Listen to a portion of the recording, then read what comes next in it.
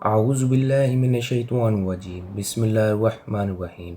शुरू करता हूँ अल्लाह के नाम से जो बहुत ही मेहरबान हमेशा रहम फरमाने वाला है। अस्सलामुअलैकुम। 9/11 ये डेट सुनते ही आपके माइंड में क्या आता है? यही ना कि दो planes American tallest buildings World Trade Center को हिट करते हैं और वो दोनों बिल्डिंग्स कोलैप्स कर जाती हैं। लेकिन ठहरिए, ऐसा नहीं था। उस दिन दो नहीं 4 अटैक्स प्लान किए गए थे, जिनमें 3 अटैक अपने टारगेट को हिट कर चुके थे। जो चौथा प्लेन था वो अपने टारगेट को हिट करने से रह गया था। कहा जाता है कि अमेरिकन गवर्नमेंट ने ही उस चौथे प्लेन को शूट डाउन किया था।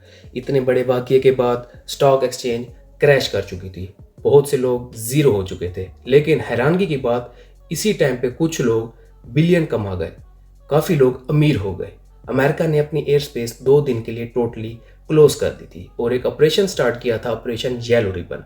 तो आइए चलते हैं इस वीडियो में और इस सब चीज़ों को ज़रा डिटेल में समझने की कोशिश करते हैं। ट्विन टावर या वर्ल्ड ट्रेड सेंटर अमेरिका की हाईएस्ट बिल्डिंग्स में से एक है, जो कि न्यूयॉर्क में मौजूद थी। इसके अंदर और उसकी सराउंडिंग में 500 से ज़ायद हॉलीवुड की मूवीज़ बनाई जा चुकी थी। फिर कुछ ऐसा होता है, 11 सितंबर 2001 को अमेरिका के 4 डिफरेंट एयरपोर्ट से 4 जहाज़ों को हाईजैक किया जाता है। और एक ऐसा वाक़या था अमेरिका की हिस्ट्री का जिससे पूरा अमेरिका हिल के रह जाता है। तो पहला जहाज़ जो हाईजैक होता है वो 15 मिनट के अंदर ही पायलट्स की पोजीशन संभाल सकता है। जी, इसमें हैरानगी की बात ये थी, हाईजैकर को प्लेन उड़ाना आता था। 15 मिनट के बाद ही हाईजैकर पायलट की पोजीशन संभाल लेते हैं और पायलट्स को मार देते हैं। ये वो जहाज़ थे जो कभी लैंड नहीं किए गए। ये जहाज़ जा रहा था बॉस्टन से लॉस एंजलिस की तरफ। फिर अचानक ये जहाज़ 100 डिग्री टर्न हो जाता है न्यूयॉर्क सिटी की तरफ और बहुत ही तेज़ी से नीचे की तरफ आने लगता है। एटीसी इस जहाज़ की इस अमल से बहुत ही ज़्यादा कंफ्यूज होती है कि इसकी डेस्टिनेशन कुछ और है और अचानक ही ये जहाज़ मुड़ गया है और बहुत तेज़ी से न्यूयॉर्क सिटी की तरफ आ रहा है। वो प्लेन वर्ल्ड ट्रेड सेंटर में क्रैश हो जाता है, वर्ल्ड ट्रेड सेंटर की नॉर्थ बिल्डिंग में। उस टाइम सिर्फ एक एटीसी ही थी, एयर ट्रैफिक कंट्रोल, जिसको ये आइडिया था कि यहाँ पर कुछ ना कुछ गड़बड़ है। बाकी हर कोई इसको एक नॉर्मल क्रैश की तरह देख रहा था और हर चैनल इसको कवरेज दे रहा था, America's biggest crash. George Bush जो उस टाइम के अमेरिकन प्रेसिडेंट थे, वो फ्लोरिडा में बच्चों के स्कूल में थे। उनके सेक्रेटरी उनको आके इस बारे में बताते हैं। ठीक इस वाक़ये के आधे घंटे के बाद जब तमाम news reporter world Trade centre की राइट बिल्डिंग को कवर कर रहे थे, जिस फ्लोर से प्लेन हिट हुआ था, लोग अपनी जानें बचाने के लिए नीचे छलांगे लगा रहे थे। अचानक एक दूसरा प्लेन एक शार्प टर्न लेता है और सेम स्ट्रेटजी को फॉलो करता हुआ वर्ल्ड ट्रेड सेंटर की दूसरी बिल्डिंग से आगे टकरा जाता है। ये इस तरह प्लान किया गया था अटैक कि न्यूज़ रिपोर्टर जब फर्स्ट बिल्डिंग को कैमरा में शूट कर रहे हों, उसी शूटिंग के दौरान उनको दूसरा प्लेन वाज़े वर्ल्ड ट्रेड सेंटर की साउथ बिल्डिंग से हिट करता हुआ नजर आए और पूरी दुनिया इसको देख सके। उस वक्त तक हर कोई जान चुका था कि यह आम क्रैश नहीं, ये एक अटैक है। जॉर्ज बुश अमेरिकन प्रेसिडेंट के सेक्रेटरी दोबारा उनके पास आते हैं और इस सेकंड क्रैश के बारे में उनको बताते हैं और उनको ये भी पता लग जाता है कि अमेरिका इज़ अंडर अटैक। उस वक्त सिक्योरिटी हाई अलर्ट कर दी जाती है। हर तरफ रेस्क्यू, पुलिस, रेंजर्स, आर्मी ये इकट्ठी हो जाती है। इस वक्त जब सारी नज़रें न्यूयॉर्क सिटी और वर्ल्ड ट्रेड सेंटर की तरफ थी, कोई ये गुमान भी नहीं कर सकता था कि एक और अटैक प्लान किया जा रहा है।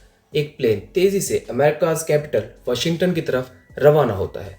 वहाँ दो बहुत ही इंपॉर्टेंट बिल्डिंग्स हैं, एक अमेरिकन पार्लियामेंट और दूसरा पेंटागन बिल्डिंग। जी हाँ दोस्तों, Pentagon building world's most safest building है और इसे यूएस डिपार्टमेंट ऑफ डिफेंस भी कहा जाता है। ये प्लेन कुछ ही देर में बहुत ही तेज़ी के साथ पेंटागन बिल्डिंग के साथ क्रैश कर जाता है और वहाँ पर सब कुछ बर्बाद कर देता है। ये वो वक्त था जब अमेरिकन गवर्नमेंट को बहुत ही सख्त इंतजाम करने पड़े। उन्होंने अपनी एयर स्पेस बंद कर दी। उसके बावजूद भी एक चौथा जहाज़ बहुत ही तेज़ी के साथ वाशिंगटन सिटी की तरफ बढ़ रहा था। ये लग रहा था कि अमेरिकन पार्लियामेंट के ऊपर अटैक करेगा। इसी चीज़ को मद्देनज़र रखते हुए अमेरिकन प्रेसिडेंट ने 2 फाइटर जेट्स को ऑर्डर दिया कि वो इस प्लेन को शूट डाउन कर दे। उस प्लेन में एक पैसेंजर ने अपनी वाइफ से कांटेक्ट किया। उसकी वाइफ ने उसको सारी स्टोरी बताई। स्टोरी सुनने के बाद वो पैसेंजर पैनिक कर गया और उसने जहाज़ में मौजूद तमाम पैसेंजर्स को ये सारी सूरत हाल बताई। उसने कहा कि हमने मरना हर हाल में है, बजाय इसके हम किसी बिल्डिंग्स के साथ कोलैप्स करें, हम इससे बेहतर है इस प्लेन को यहीं गिरा देते हैं। इसको देखते ही तमाम पैसेंजर कॉकपिट की तरफ भागते हैं। इसी भागम भागी में पायलट पैनिक कर जाता है। वो जहाज़ को दाएं बाएं ऊपर नीचे करने लगता है और करते करते जहाज़ की स्पीड इतनी तेज़ हो जाती है कि वो चौथा जहाज़ किसी रूरल एरिया में जाके गिरता है और तबाह हो जाता है। इस वक्त तक वर्ल्ड ट्रेड सेंटर की हालत बहुत ज़्यादा ख़राब हो चुकी थी। ये दोनों प्लेन्स वर्ल्ड ट्रेड सेंटर की नॉर्थ और साउथ बिल्डिंग की 50वीं से 60वीं मंजिल के दरमियान क्रैश हुए थे।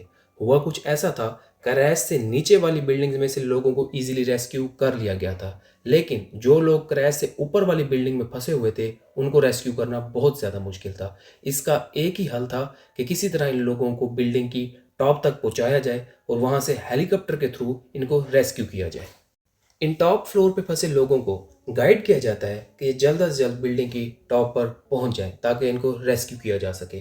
तो सब लोग इस गाइडलाइन को फॉलो करते हुए बिल्डिंग की टॉप पर पहुंच जाते हैं, लेकिन 4 ऐसे लोग होते हैं जो इस गाइडलाइन को फॉलो नहीं करते और वापस नीचे उतरना शुरू कर देते हैं। और लकीली यही वो 4 लोग हैं जो इस टॉप फ्लोर में से जिंदा बाहर आते हैं। एयर क्रैश के बाद इतनी ज़्यादा फायर फ्लेम्स थी कि हेलीकॉप्टर्स का बिल्डिंग की टॉप पर पहुंचना और लोगों को रेस्क्यू करना नामुमकिन था। इसको देखते हुए कुछ ही देर के बाद साउथ बिल्डिंग कोलैप्स कर जाती है और उसके थोड़ी ही देर के बाद नॉर्थ बिल्डिंग भी कोलैप्स कर जाती है। इस तरह टॉप पर फंसे वो सब लोग मर जाते हैं। 9/11 के इस वाक़ये के 3 माह बाद तक भी न्यूयॉर्क सिटी में 3 माह तक गर्द गुबार हर जगह मौजूद थी। अमेरिका जैसी सुपर पावर कंट्री को इस मलबे को क्लियर करने के लिए 1 साल तक का टाइम लगा था और इस क्लियरेंस में $1 बिलियन का एक्सपेंस हुआ था। लेकिन दोस्तों, यहाँ पर एक चीज़ काबिल गौर है कि इस अटैक का अमेरिका को इतना लॉस नहीं हुआ जितना इस अटैक की वजह से स्टॉक एक्सचेंज मार्केट क्रैश होने की वजह से हुआ था। स्टॉक एक्सचेंज क्रैश से 4 ऐसी कंपनीज हैं जिनको बहुत बड़ा लॉस हुआ। बर्कशायर हैथवे, लॉयड्स, स्विस रे, म्यूनिक रे, ये 4 ऐसी कंपनीज हैं जिनको 2 बिलियन ईच लॉस हुआ। और इसके साथ ही अमेरिका को इस स्टॉक एक्सचेंज क्रैश से 1.4 ट्रिलियन का लॉस हुआ। इसकी वजह से अमेरिका की जीडीपी 5% से गिर के 1% पर आ गई। और इसके साथ ही कुछ ऐसी कंपनीज थी जो इस मौके पर भी बहुत ज़्यादा प्रॉफिट कमा गई।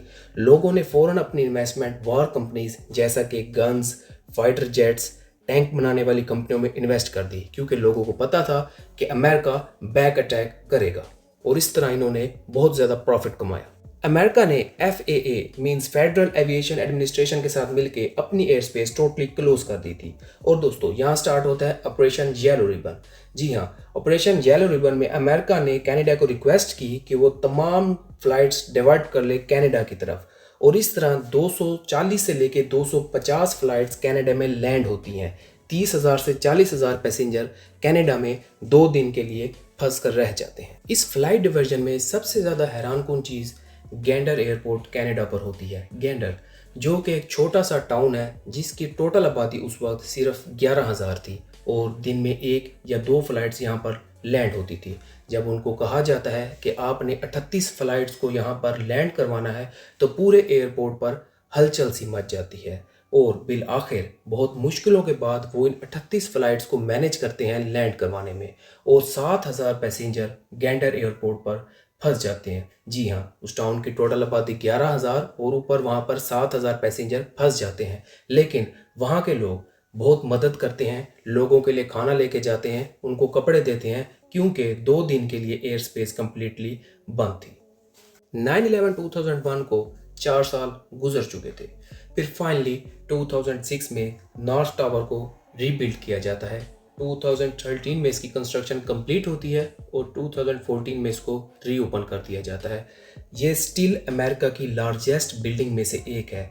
आप लोग पूछेंगे कि फिर साउथ टावर का क्या हुआ? साउथ टावर को इन्होंने रीबिल्ड नहीं किया क्योंकि 9/11 के वाक़ये की याद में इन्होंने साउथ टावर पर एक म्यूजियम बना दिया। इसी के साथ ही इजाज़त चाहूँगा। उम्मीद करता हूँ आप लोगों को वीडियो पसंद आई होगी। नमाज कायम करें, दुरूद शरीफ कसरत से पढ़ें। मिलते हैं इसी तरह की किसी और इन्फॉर्मेटिव वीडियो में। अल्लाह हाफिज़।